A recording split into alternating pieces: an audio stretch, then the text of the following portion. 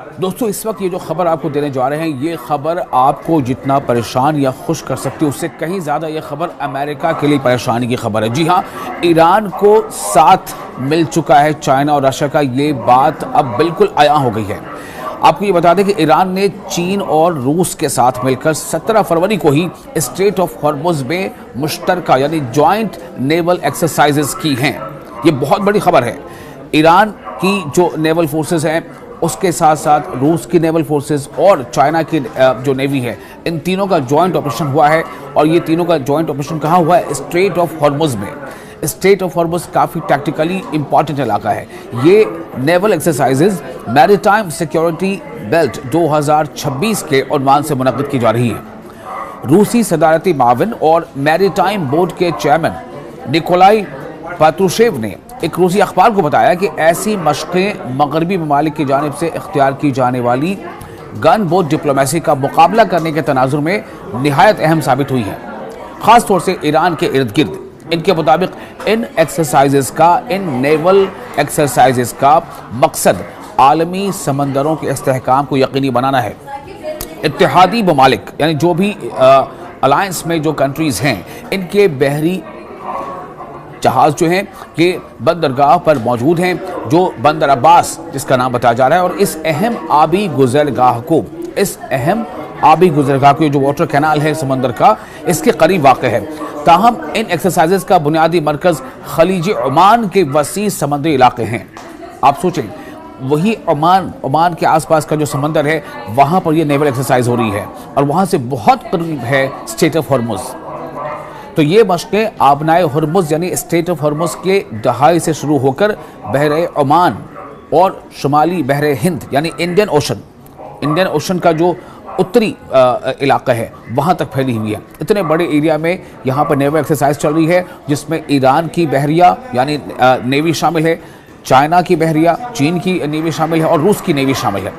तो ईरान इस साल की सह फरीकी बहरी मशकों की मेज़बानी कर रहा है, यानी कि इन तीन देशों की जो नेवल एक्सरसाइज चल रही है, ईरान उसका होस्ट है, जो फरवरी को वस्त में शुमाली बहरे हिंद में मुनक़िद हो रही है। इंडियन ओशन के उत्तरी इलाके में ये जो एक्सरसाइजेज चल रही हैं। और ये बहुत बड़ी खबर इसलिए भी है कि एक ऐसे वक्त में जब अमेरिका और ईरान के बीच एक तनाव बना हुआ है और अमेरिका ने पूरी अपनी आर्मादा कहते हैं कि जो मेन जो फ्लीट कैरियर होता है, जो युद्धपोत होता है, उसके आसपास पूरा उसका जो लाव लश्कर होता है, जिसमें ट्रांसपोंडर्स होते हैं, जिसमें डिस्ट्रॉयर्स होते हैं, जिसमें गन बोट्स होती हैं, जिसमें मिसाइल लॉन्चर्स होते हैं, सबका एक जो दल होता है पूरा समंदर में, अमेरिका ने पूरे दल बल के साथ, जिसे कहते हैं आर्मादा, उसके साथ जहां वो समंदर में अपनी मौजूदगी दर्ज करा रहा है, वहीं तीन देश, न सिर्फ ईरान बल्कि ईरान के साथ साथ चीन और रूस, ये अपनी ताकत का अलग मुजाहरा कर रहे हैं।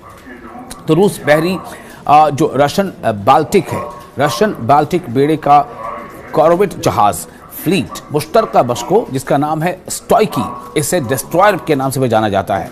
इससे कबल बंदर अब्बास में ईरान के पहले नेवल डिस्ट्रिक्ट पर लंगर अंदाज हो चुका है। अब आप सोचें कि ये बाज़ाब्ता तस्वीरों में भी आपको दिखाएंगे किस तरह से ये रशिया का ये डिस्ट्रॉयर है, जो किसी भी फ्लीट कैरियर के साथ साथ चलता है, जो बेड़ा होता है समुद्री बेड़ा, उसके साथ साथ ही चलता है।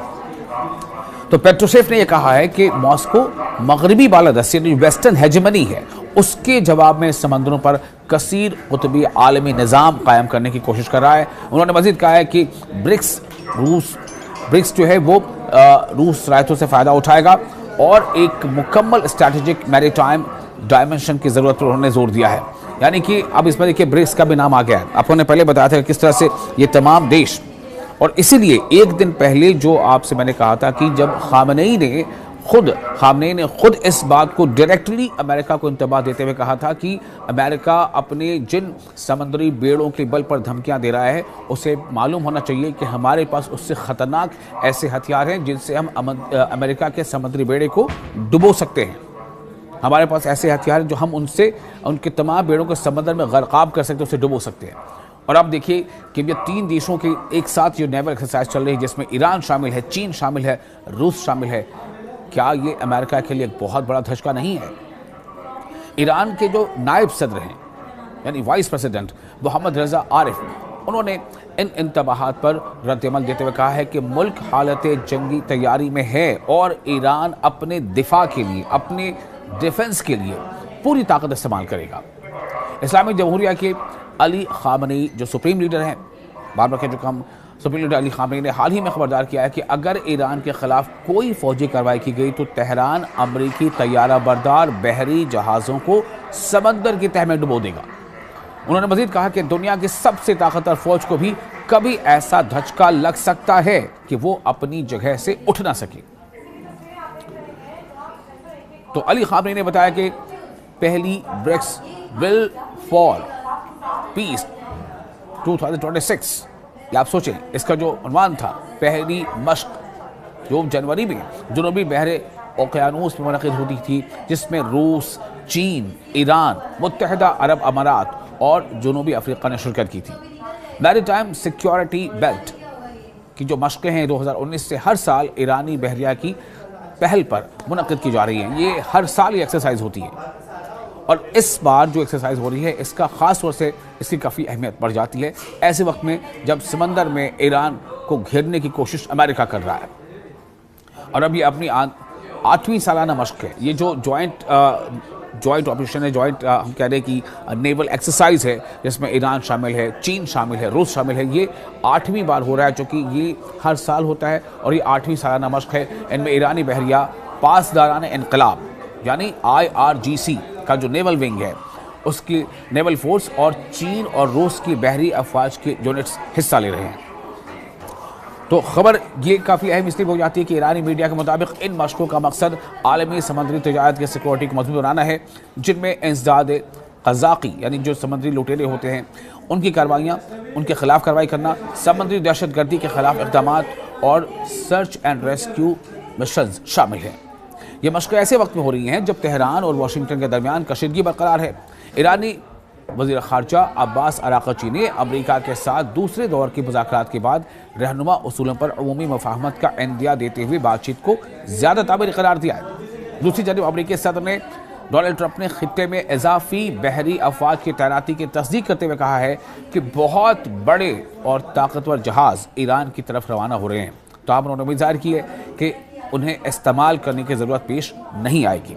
इसी बात को जो ईरान के सरबराह हैं वो ये कहते हैं कि ये दरअसल एक धमकी है, एक इंतबाह है और ये खालीपन है।